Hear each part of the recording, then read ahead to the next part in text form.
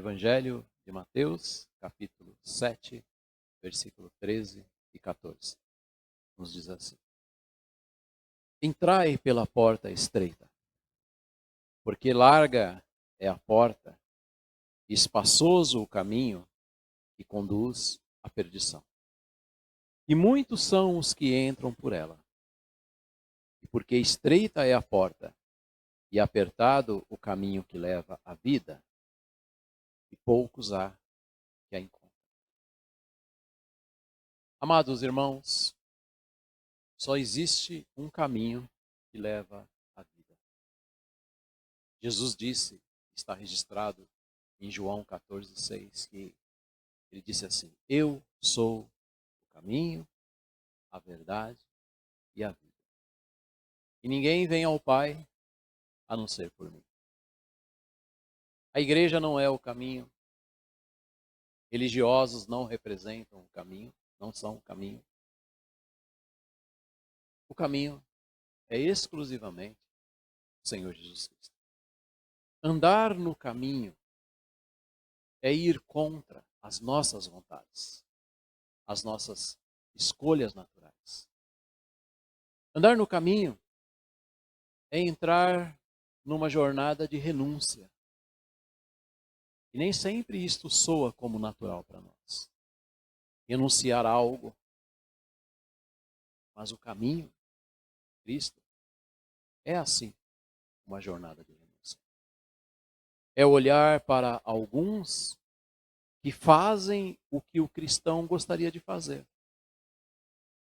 E pode parecer que as pessoas estão bem, estão felizes, e o cristão, então, é desafiado a interpretar esta situação com olhos espirituais, entendendo que tudo é passageiro e que cada um dará conta de si mesmo a Deus.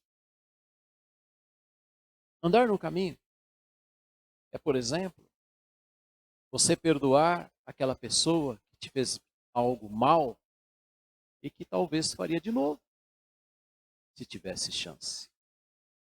Isto causa dor. E o desejo natural, quem sabe, seria pagar na mesma moeda. Mas você não faz isso. E por que não faz? Por amor a Jesus Cristo. Porque você é um cristão. Ser cristão, andar no caminho, é você, por exemplo, precisar pedir perdão quando fez algo de errado para alguém, mas o orgulho afirmar que fez o certo. É não levar vantagem. Quando poucos se importam com integridade e justiça. É enfrentar o desafio de amar alguém que não te ama e ainda mais, que te fez tanto mal. Tudo isso causa dor. Assim, somos desafiados a negar diariamente o modelo mais cômodo que naturalmente já somos. É um desafio. Negarmos esse modelo que naturalmente já somos e que é confortável. Mas por sermos cristãos, nós negamos isso.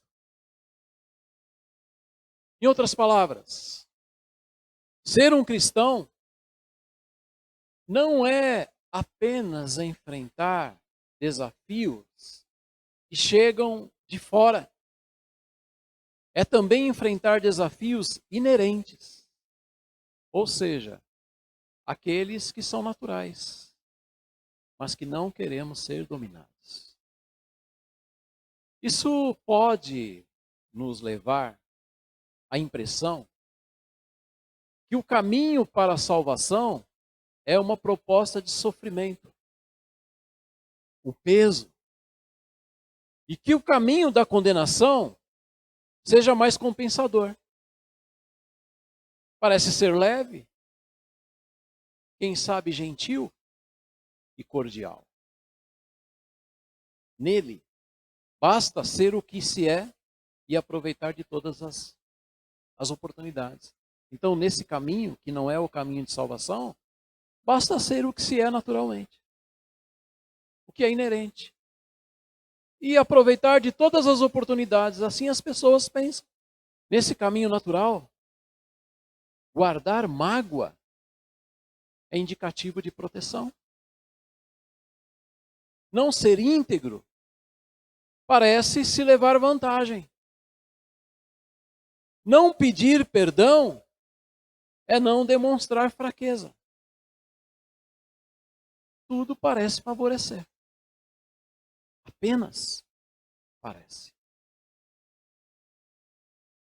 Precisamos pensar que nem todo caminho que inicia parecendo ser bem, termina bem. Nem todo caminho que inicia sem peso, termina leve. Nem todo caminho que inicia parecendo ser compensador, oferecerá qualquer recompensa. Então, a interpretação do caminho não deve estar em alguns passos nesta caminhada. E às vezes nos dá a impressão que são difíceis. A interpretação do caminho deve estar no destino que esse caminho levará. Existe o caminho e o descaminho. Existe a luz e a treva. Estas ambiguidades revelam o significado entre vida eterna e perdição eterna. As classes acadêmicas teorizam com respeito ao caminho. Por exemplo, a filosofia dirá que o caminho do homem é buscar a felicidade em saúde, em amor e nas realizações. A psicologia dirá que o caminho é o seu caminho. É aquele que você escolheu. Então seja feliz. Simples assim. O texto lido em Mateus 7 está após o Sermão do Monte. E após o sermão, Jesus perguntou: quer ser conduzido para a vida? Para a salvação? Você precisará tomar uma decisão. Qual decisão? Entrar pela porta estreita que conduz ao caminho apertado. O texto apresenta dois caminhos. E esses caminhos já têm características opostas já nas entradas. A entrada de um e a entrada do outro. Porque a porta de um é larga. O caminho é espaçoso. E muitos se encontram ali. Muitas pessoas estão ali. Entraram por uma porta espaçosa, fácil, e estão neste caminho. O outro caminho possui uma porta estreita. Essa porta é apertada. Diferentemente daqueles que estão no caminho largo, e muitas pessoas no caminho estreito, poucas pessoas se encontram ali. As pessoas do caminho largo estão na estrada da incredulidade, das afeições carnais. Ali Não há zelo pelo que é espiritual. As pessoas vivem como querem viver, sem se preocuparem em agradar a Deus. Ali há lugar para todos. Venham. Todos são bem-vindos. E embora cheio de atrativos, este caminho é sinuoso. É um caminho escorregadio. É um caminho que contém perigos. Nesta estrada, nada se exige. Todos podem ficar. As pessoas se aprovam, celebram seus prazeres e curtem a vida sem restrições, sem desejo por Jesus Cristo. Como figura de linguagem,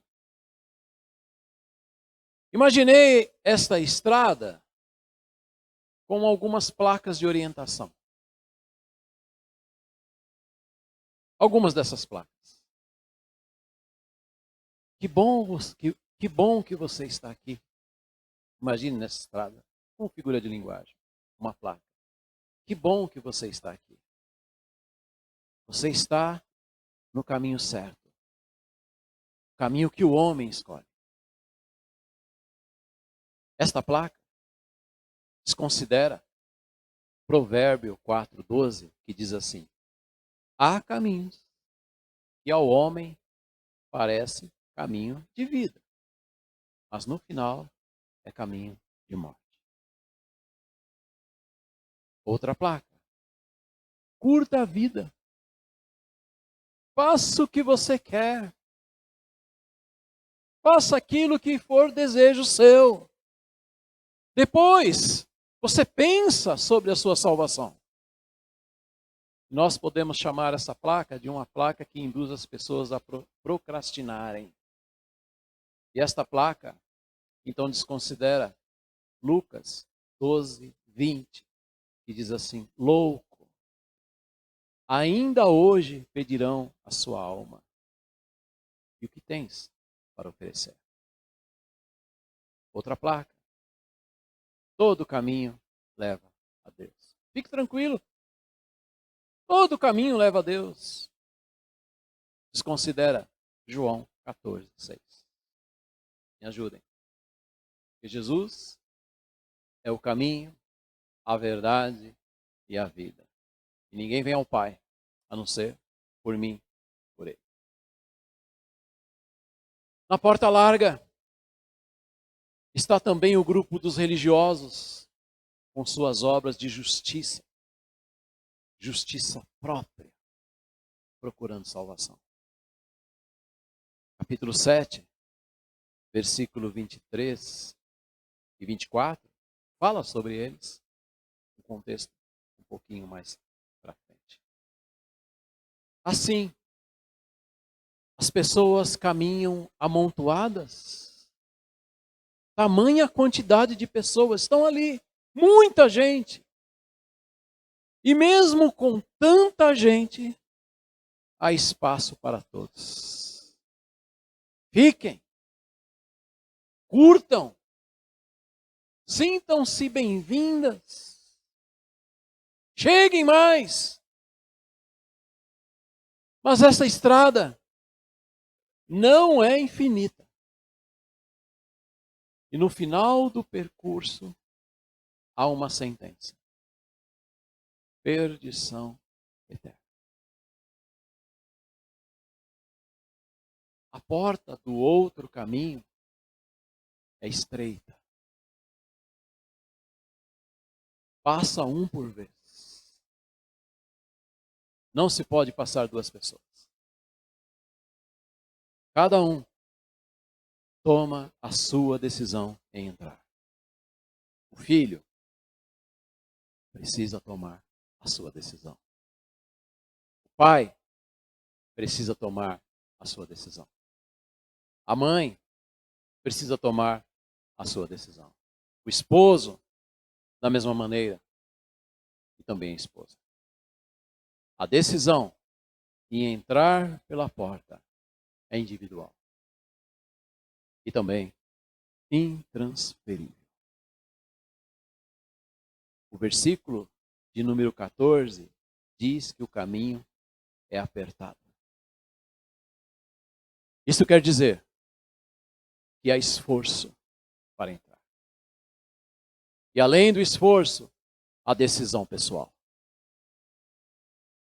Eu quero entrar. Eu desejo entrar por este caminho. E nesta estrada, também podemos pensar que existem algumas placas, como figura de linguagem também, uma maneira didática.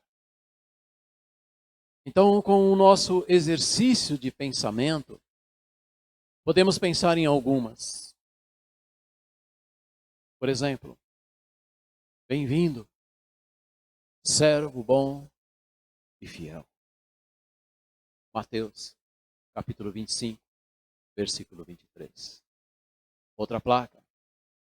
Bem-vindo, filho de Deus. João, capítulo 1, versículo 12. Mas a todos que receberam Jesus, deu-lhes o direito de serem chamados filhos de Deus. Outra placa. Sede santos. 1 Pedro 1,16. Esta estrada também é finita. Ela tem um fim. E no final, há uma maravilhosa promessa para quem estiver nela. Vida eterna. Para todos que se encontrarem ali. Repare algo na narrativa. O texto não diz para não entrar na porta larga.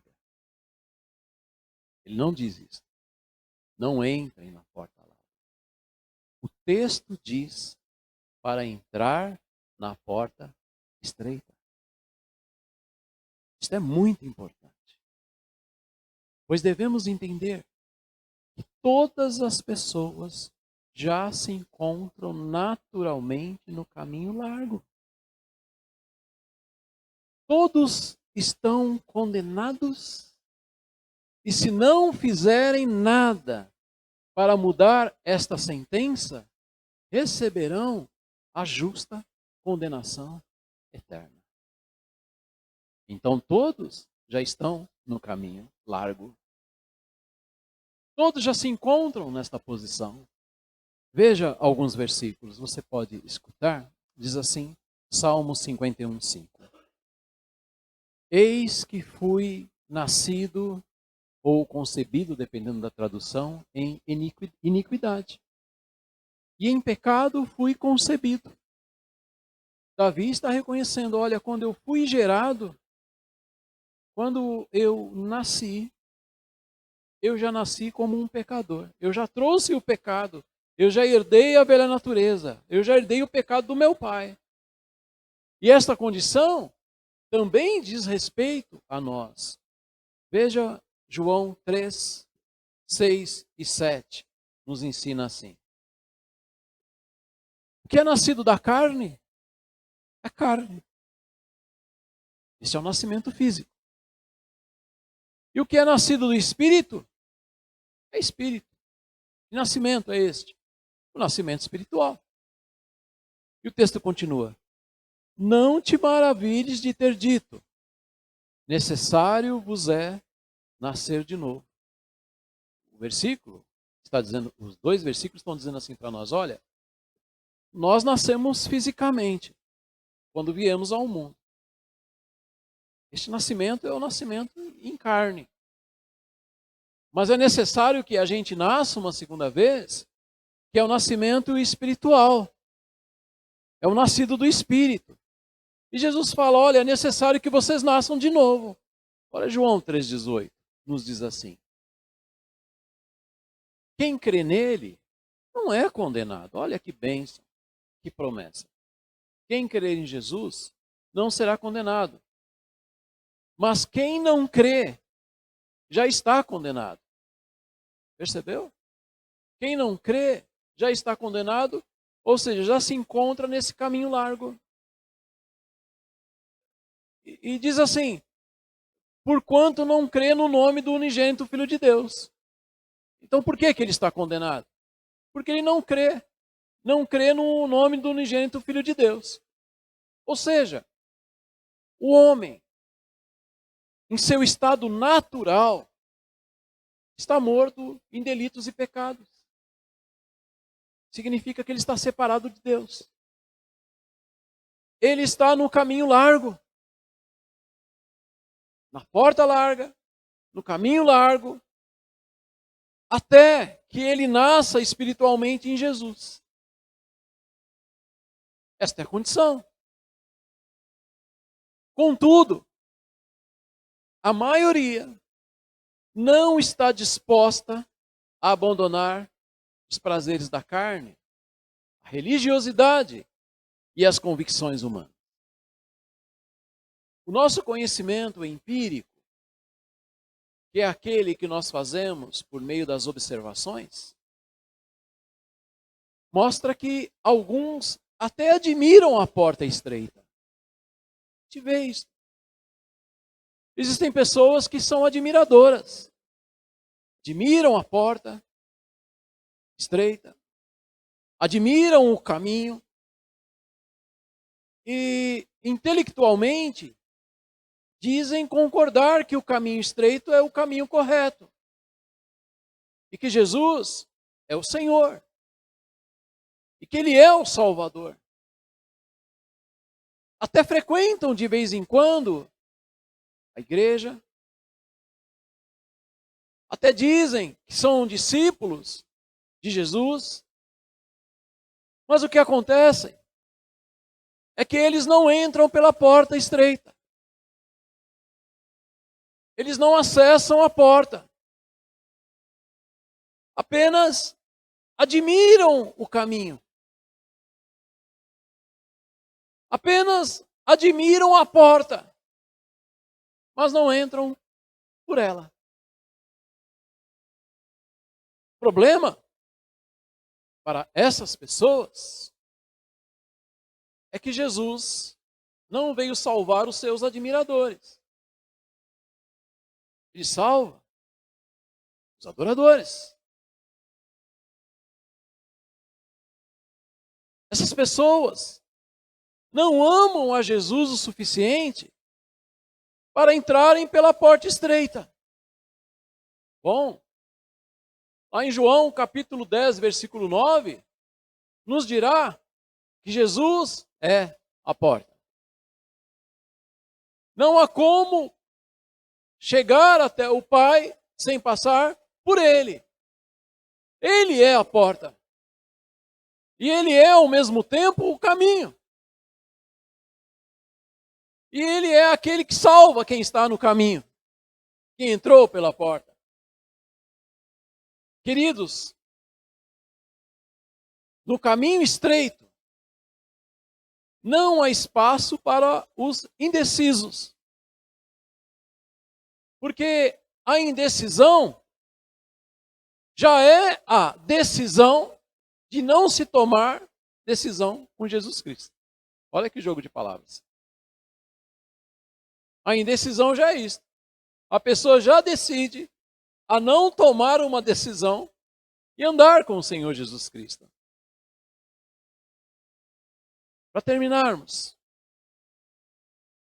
o caminho largo, ele é atrativo. Mas ele é também pecaminoso. É como uma fera com fome e que traga as pessoas. O caminho estreito exige de nós, como falamos no início, exige. Porém, é seguro, é certo, não é duvidoso, é concreto. Esse caminho exige renúncia, exige arrependimento. Palavra no grego, metanoia, mudança de mente. Ninguém entra por ele sem primeiramente passar pela porta do arrependimento e também do novo nascimento. Já falamos, mas o que é o novo nascimento? Vamos falar um pouquinho mais. Novo nascimento é você entregar a vida a Deus. Então você entrega a vida a Cristo. A ação do Espírito Santo em sua vida sela você. O seu espírito ganha vida. O Espírito Santo vem morar dentro de você. O seu corpo serve nesse momento para tabernacular. Ele mora em você. Todo salvo tem o Espírito Santo. Lá em Romanos 8:9 nos dá essa certeza. Todo aquele que diz ser de Jesus, ser de Deus, tem o Espírito de Deus. E é incrível, queridos irmãos, o que o arrependimento faz na vida de uma pessoa. O fato de você ter se arrependido, você entregou a sua vida a Cristo, você é outra pessoa. Você caminha nessa jornada que é um caminho estreito e você entrou pela porta estreita. Alguém te falou, alguém te convidou, alguém te deu um folheto, mas a decisão foi sua em entrar.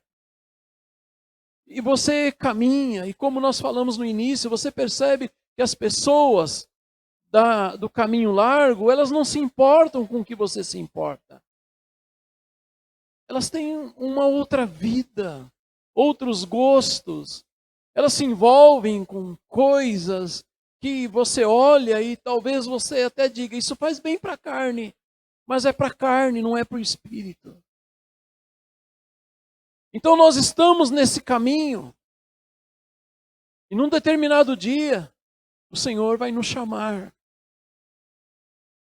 Ou nos promovendo pela morte, estar com Ele, ou mesmo quando Ele vier buscar a igreja do Senhor. Queridos, você um dia, eu também, nós nos arrependemos. E somos outras pessoas.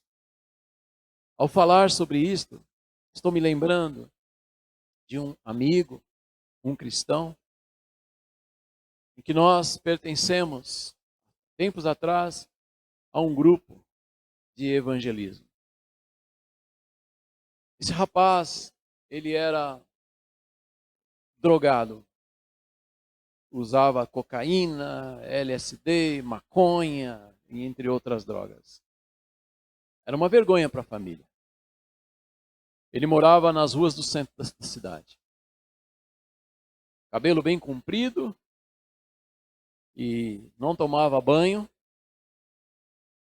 As pessoas até se distanciavam dele, ele conta. Mas um dia alguém falou para ele do amor de Jesus Cristo. E ele entregou a vida ao Senhor. Ele entrou pela porta estreita. Ele se arrependeu dos pecados.